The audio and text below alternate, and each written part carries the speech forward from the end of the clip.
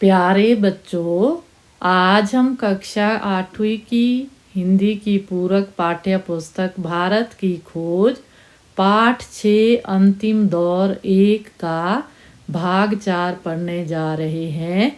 हिंदुओं और मुसलमानों में सुधारवादी और दूसरे आंदोलन। इसका हम कुछ भाग पहले पढ़ चुके हैं। अब अगला भाग लेते हैं।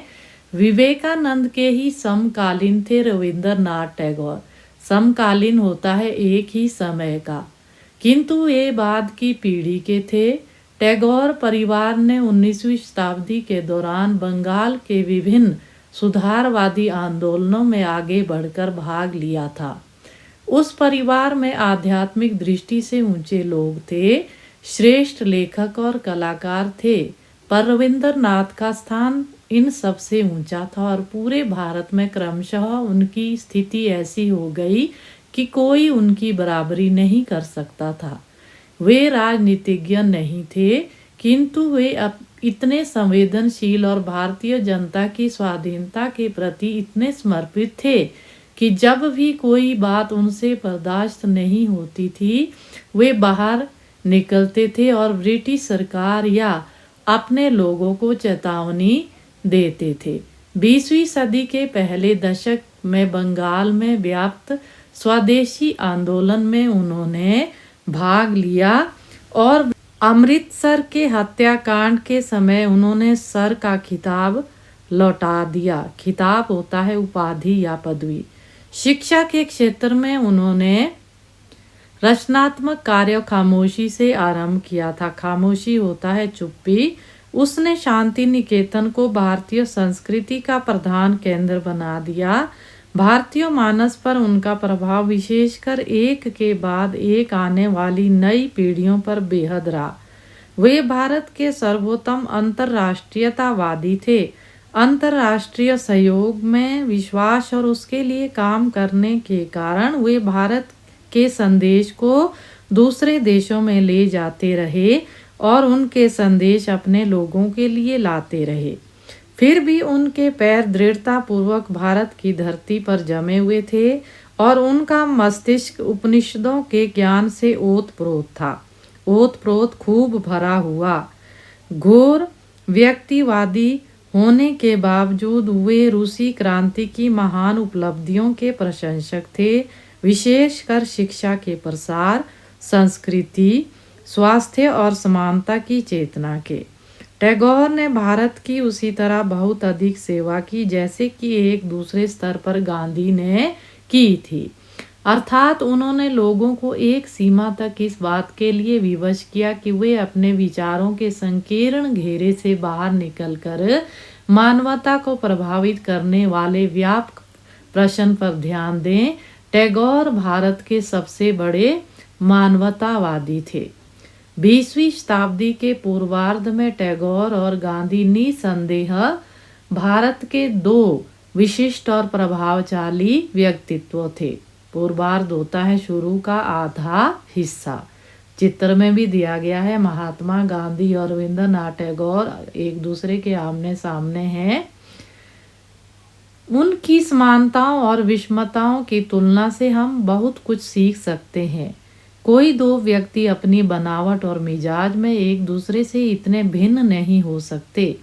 टैगोर संभ्रांत कलाकार थे। संभ्रांत होता है श्रेष्ठ, जो सर्वहारा के प्रति सहानुभूति के कारण लोकतंत्रवादी हो गए थे। सर्वहारा होता है सब कुछ खोया हुआ। गांधी जी जो विशेष रूप से जनता के आदमी थे, भारतीय किसान का साकार रूप थे और भारत की दूसरी प्राचीन परंपरा का प्रतिनिधित्व करते थे। यह परंपरा संन्यास और त्याग की परंपरा थी। टैगोर मूलतः विचारक थे और गांधी अनवरत कर्मठता के प्रतीक थे। अनवरत होता है निरंतर, कर्मठता होता है कुशलता पूर्वक काम करने वाला। दोनों की अपने अपने ढंग की विश्व दृष्टि थी और इसके साथ ही दोनों पूरी तरह भारतीय थे। वे दोनों भारत के अलग अलग पक्षों का प्रतिनिधित्व करते थे जो एक दूसरे के पूरक थे। अपनी आध्यात्मिक और राष्ट्रीय विरासत में हिंदू मध्य वर्ग की आस्था को बढ़ाने में श्रीमती एनी बेसेंट का जबरदस्त प्रभाव पड़ा। इस सब में एक आध्यात्मिक और धार्मिक तत्व था, लेकिन साथ ही उसके पीछे सुदृढ़ राजनीतिक पृष्ठभूमि भी थी। उदीयमान मध्य वर्ग का झुकाव राजनीतिक था। उदीयमान होता है होनहार, और वह किसी धर्म की तलाश में नहीं था। उसे पकड़ने के लिए सांस्कृतिक आधार चाहिए था, कुछ ऐसा जो उनमें आत्मविश्वास करता और उस निराशा और अपमान के बोध को कम करता। निराशा होता है निराशा, जो उनके भीतर विदेशी जीत और शासन ने पैदा कर दिया था। हर देश में राष्ट्रीयता के विकास के साथ धर्म के अलावा यह तलाश अपने अतीत की ओर जाने की प्रवृत्ति होती है। भारत का अतीत अपनी संपूर्ण सांस्कृतिक विविधता और महानता के साथ सब भारतीयों की साझी विरासत है। साझी होता है मिली जुली विरासत, धरोहर, हिंदुओं, मुसलमानों, ईसाइयों तथा अन्य लोगों की भी, और उन्हीं के पूर्वजों ने इसके निर्माण में सहयोग दिया था। बाद में दूसरे मतों में धर्म परिवर्तन कर लेने के कारण वे इस विरासत से वंचित नहीं हो जाते। प्राचीन दर्शन और साहित्य, कला और इतिहास ने कुछ सांत्वना दी। राम मोहन राय, दयानंद, विवेकानंद और अन्य लोगों ने नए विचारधारात्मक आंदोलन चलाए। एक और उन्होंने अंग्रेजी साहित्य की समृद्ध साहित्य धारा से रसपान किया, वहीं दूसरी ओर उनका मानस भारत के प्राचीन मनीषियों और शूरवीरों के विचारों और कार्यों से, उन पूरा गाथाओं और परंपराओं से भरा था जिनमें उन्होंने अपने बचपन से आत्मसात किया था। मनीषियों होता है बुद्धिमानों, पूरा गाथा प्राचीन प्राचीन जो घटनाएं हैं उनकी प्रशंसा में गाए गए गीत, आत्मसात सब प्रकार से अपने अधीन करना। इसमें से बहुत सी बातें मुसलमान जनता में भी समान रूप से प्रचलित थी। वे लोग परंपराओं से भली भांति परिचित थे, लेकिन धीरे धीरे विशेष रूप से उच्च वर्ग के मुसलमानों के द्वारा यह महसूस किया जाने लगा कि उनके लिए इन अर्ध धार्मिक परंपराओं से जुड़ना बहुत मुनासिब नहीं होगा। इन परंपराओं को बढ़ावा देना इस्लाम की भावना के विरुद्ध होगा। उन्होंने अपनी कौमी बुनियाद दूसरी जगह तलाश की। कुछ हद तक उन्होंने उसे भारत के अफगान और मुगल युग में पाया, लेकिन उससे खाली जगह पूरी तरह नहीं भर पाई। गदर के बाद भारत के मुसलमान इस असमंजस में थे कि वे किस ओर मुड़े। गदर होता है विद्रोह, असमंजस होता है दुविधा।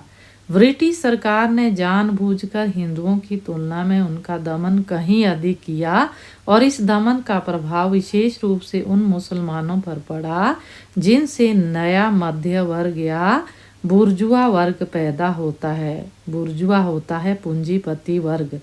सन 1870 के बाद उनके प्रति ब्रिटिश नीति में धीरे धीरे परिवर्तन हुआ और वह उनके अधिक अनुकूल हो गई। इस परिवर्तन का विशेष कारण ब्रिटिश सरकार की संतुलन की नीति थी। फिर भी इस प्रक्रिया में सर सैयद अहमद खां की महत्वपूर्ण भूमिका रही। उन्हें इस बात का भरोसा था कि वे ब्रिटिश सत्ता से सहयोग करके ही मुसलमानों को ऊपर उठा सकते हैं।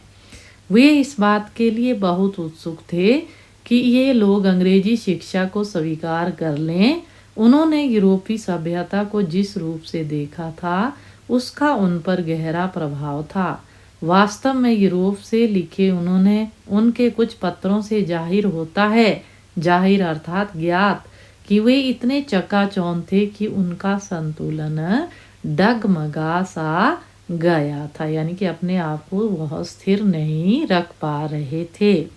तो बच्चों, हमने ये भाग 4 में भी कुछ सुधारवादी आंदोलन विद्वानों द्वारा, मनीषियों द्वारा जो चलाए गए, हिंदू मुसलमान ईसाई एकता को बनाए रखना, सभी धर्मों के प्रति समभाव रखना, ये सब बातें हमने इसमें पढ़ी।